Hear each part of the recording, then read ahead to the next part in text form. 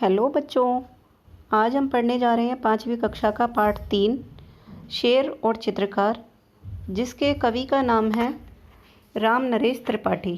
तो चलिए पढ़ते हैं ये कविता। चित्रकार सुनसान जगह में बना रहा था चित्र, इतने में ही वहाँ आ गया यमराज का मित्र।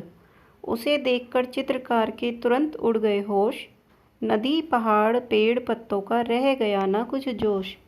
फिर उसको कुछ हिम्मत आई, देख उसे चुपचाप बोला, सुंदर चित्र बना दूं, बैठ जाइए आप। उकड़ू मुकड़ू बैठ गया वह सारे अंग बटोर, बड़े ध्यान से लगा देखने चित्रकार की ओर।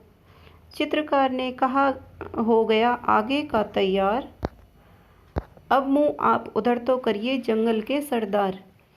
बैठ गया वह पीठ फिराकर चित्रकार की ओर, चित्रकार चुपके से खिसका जैसे कोई चोर। बहुत देर तक आंख मूंद कर पीठ घुमाकर शेर, बैठे बैठे लगा सोचने इधर हुई क्यों देर। झील किनारे नाव लगी थी, एक लगा था बांस, चित्रकार ने नाव पकड़ ली जी भर करके सांस। जल्दी जल्दी नाव चलाकर निकल गया कुछ दूर, इधर शेर था धोखा खाकर झुंझलाहट में चूर। शेर बहुत खिसियाकर बोला, नाव जरा ले रोक, कलम और कागज तो ले जा रे कायर डरपोक। चित्रकार ने कहा, तुरंत ही रखिए अपने पास, चित्रकला का आप कीजिए जंगल में अभ्यास। अब इस पाठ का अभ्यास कार्य देखते हैं।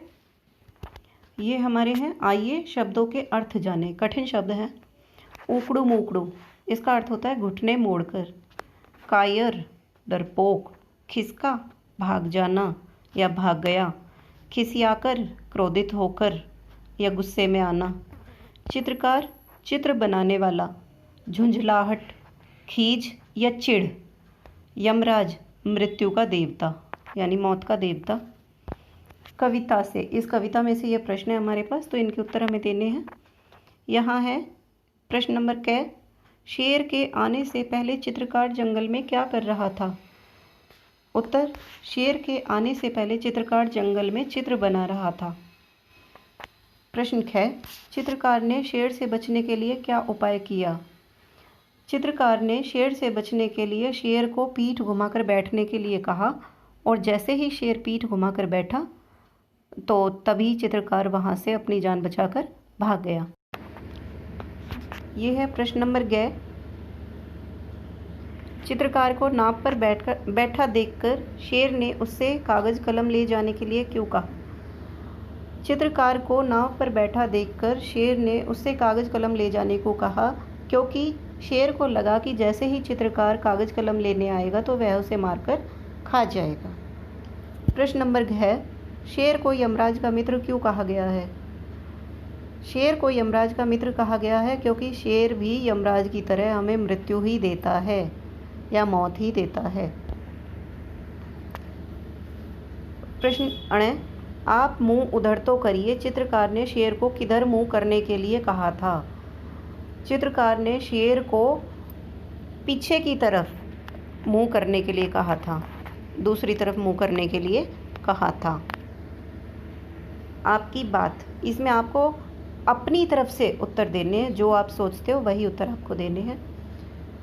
प्रश्न क, चित्रकार अपनी चतुराई से बच गया था। चित्रकार की जगह यदि आप होते तो बचने के लिए क्या करते।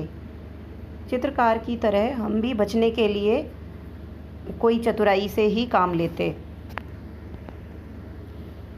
प्रश्न ख, चित्रकार ने शेर को जंगल का सरदार कहा था। आप चित्रकार की जगह होते तो शेर को क्या कहकर पुकारते। चित्रकार की जगह यदि हम होते तो शेर को जंगल का राजा कहते। प्रश्न नंबर ग, चित्रकार ने नाव पर चढ़कर जी भरकर सांस ली। आप किन किन अवसरों पर गहरी सांस लेते। चित्रकार ने नाव पर चढ़कर जी भरकर सांस ली। हम अगर चित्रकार की जगह होते तो जैसे ही हमने नाव देखी तो तुरंत ही हम गहरी सांस लेते कि चलो अब बच जाएंगे, और नाव पर चढ़ने के बाद भी हम गहरी सांस लेते, और जब हम दूर निकल जाते तैरकर तो भी हम गहरी सांस लेते कि चलो हम बच गए। पाठ से आगे, शेर चित्रकार के कहने पर पीठ घुमाकर बैठ गया। बताएं वह बैठे बैठे क्या सोच रहा होगा।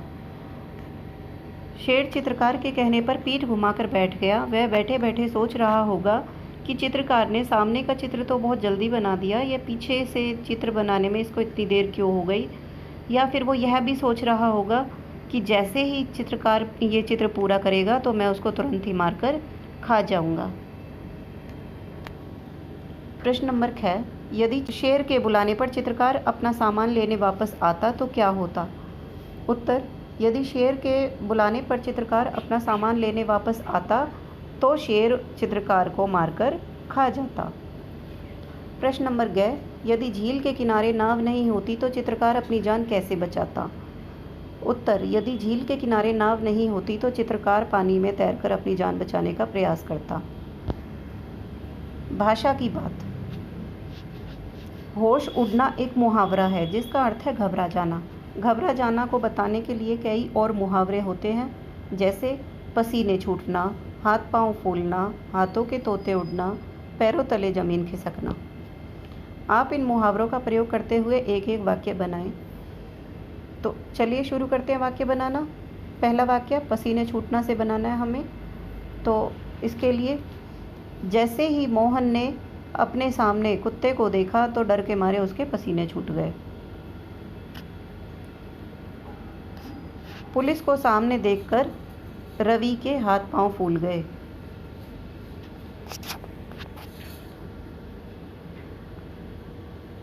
घर का सामान टूटा फूटा देखकर मोहन के पैरों तले जमीन खिसक गई। जब बारिश शुरू हो गई तो रवि का सारा सामान भीग गया और उसे लगा कि अब उसका सारा सामान खराब हो जाएगा, और इस तरह से उसके हाथों के तोते उड़ गए।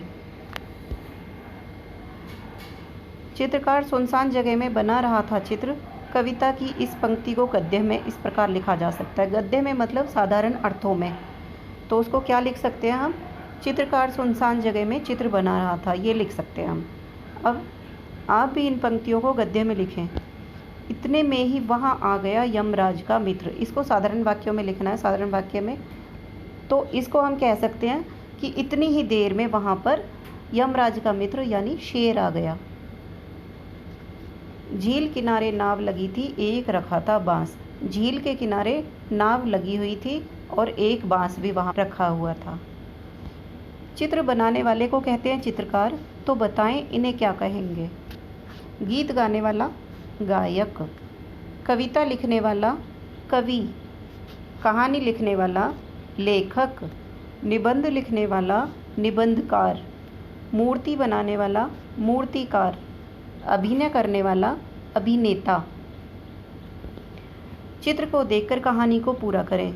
ये हमें एक चित्र दिया हुआ है, इसे देखकर हमें कहानी पूरी करनी है। एक जंगल में एक शेर रहता था। एक बार शिकारियों ने उसे पकड़ने के लिए जाल बिछाया और वह जाल में फंस गया। तभी वहाँ पर एक चूहा आया। खेलता खेलता चूहा शेर के पास पहुँचा और उसने शेर को जाल में फंसे हुए देखा। तो उसने अपने पैने दांतों से जाल को कुतर दिया और इस तरह से शेर आज़ाद हो गया। तो इस प्रकार से ये हमारा पूरा पाठ पूरा हो चुका है। आप भी इस पाठ को पढ़ें, लिखें और याद करें। धन्यवाद।